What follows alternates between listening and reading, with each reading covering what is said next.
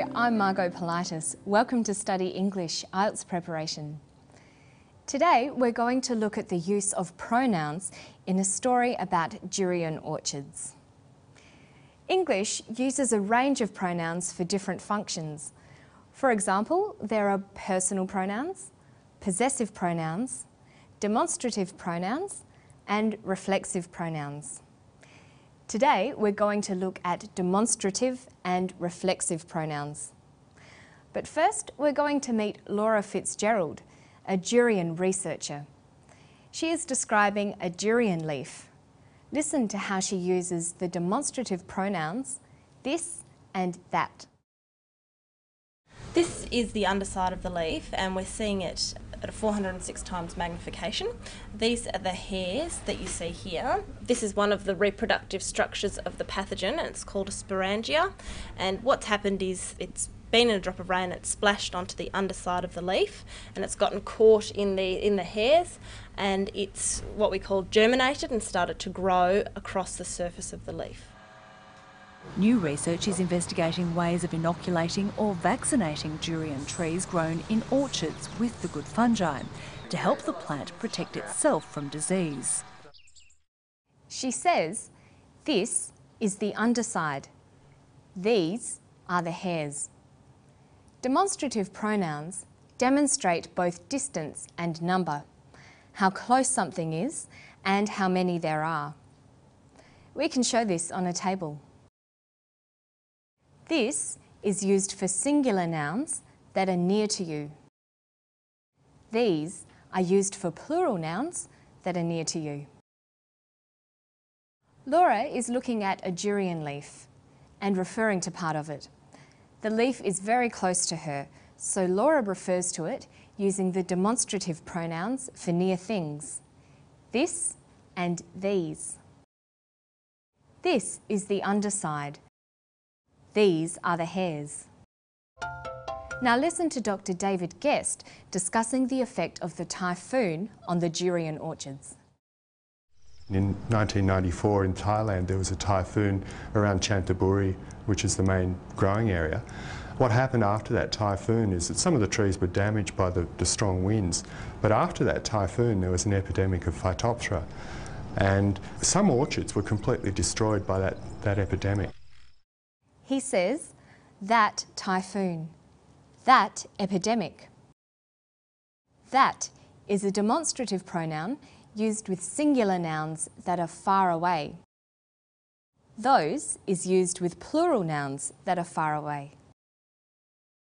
The typhoon was distant or far away from the speaker. It was in Chanthaburi, Thailand. The typhoon was also distant in time. It was years ago, in 1994. This is why he refers to it as that typhoon. So demonstrative pronouns apply not only to spatial relations, near and far, but also to time relations, now and then. In both cases, the pronouns convey distance.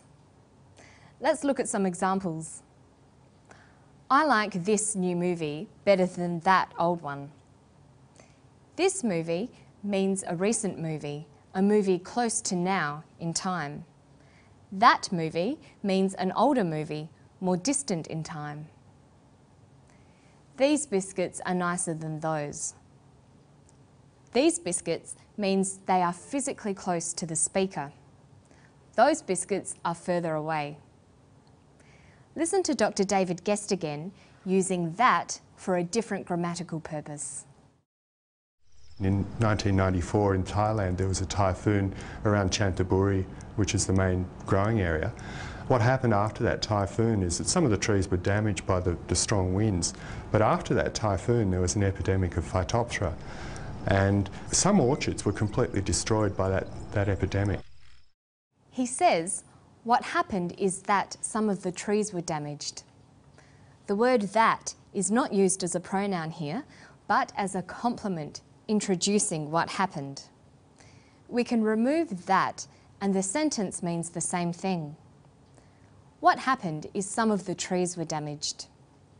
You will see that used as a complement most commonly when reporting speech, ideas or feelings. He said that. She argued that. They felt that. That is the complement of the verbs said, argued, and felt.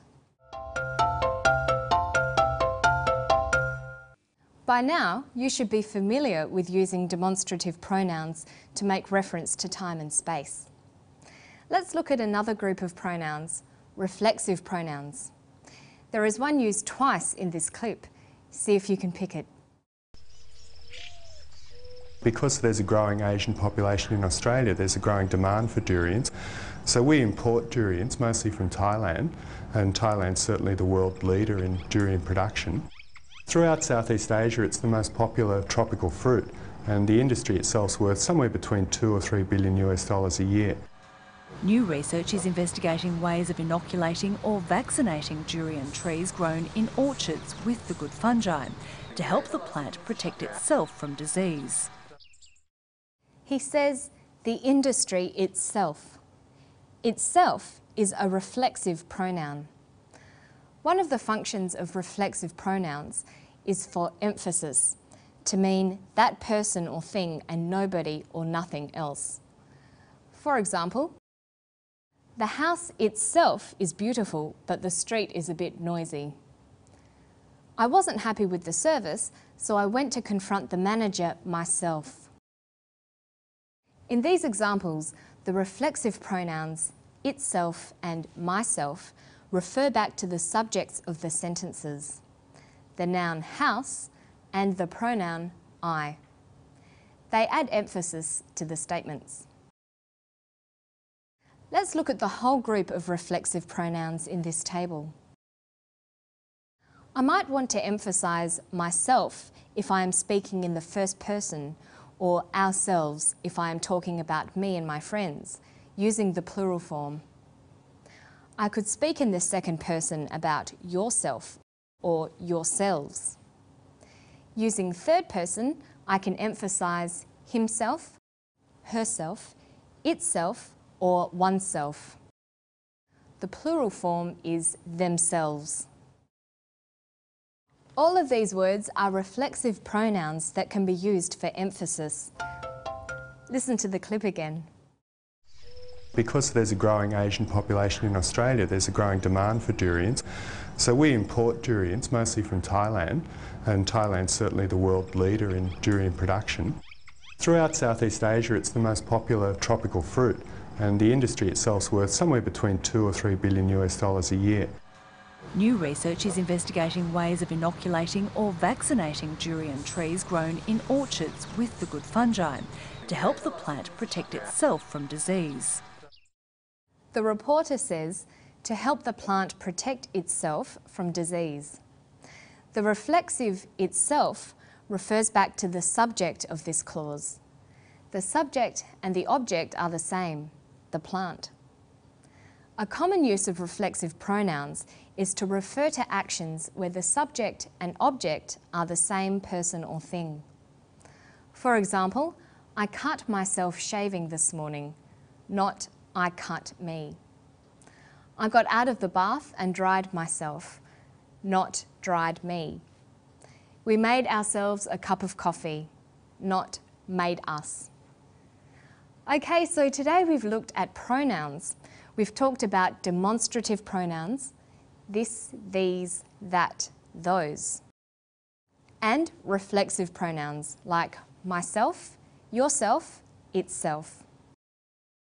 To find more help on pronouns, you can visit our website anytime. You'll find today's story, transcript, study notes and exercises. That's all for today. I'll see you next time on Study English. Bye-bye.